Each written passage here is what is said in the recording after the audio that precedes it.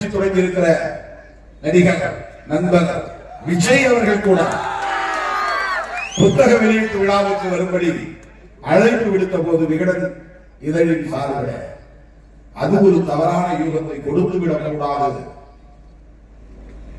நாம் இருக்கிற அணியில் தொடர வேண்டும், அப்படி ஒரு குழப்பத்தை ஏற்படுத்தி விடக்கூடாது, அதன் மூலம் நாம் இருக்கிற அணி பலவீனப்பட்டால் பாரதிய ஜனதாவுக்கு சாதகமாக அரசியல் சூழல் மாறிவிடும் என்பதையெல்லாம் யூகித்து அந்த விழாவை புறக்கணித்தவர் திருமாவளவன். அவர்கிட்ட சொன்னார், அண்ணன் நமக்கு வரல, ஆனால் அவர் மனசு நம்மோட இருக்கும்.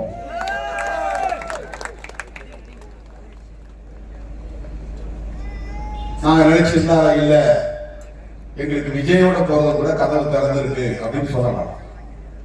அந்த கதவையும் நான் மூடினேன். அதுதான் திருமாவளவன்.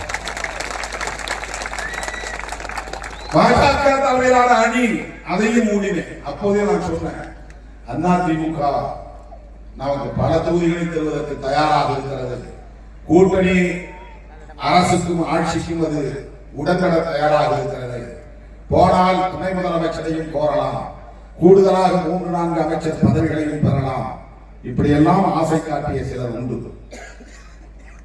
நீங்கள் நினைக்கிற சராசரி அரசியல்வாதி அல்ல திருமாவளவன் என்பதை பல சந்தர்ப்பங்களில் நான் உறுதிப்படுத்தியிருக்கிறேன்.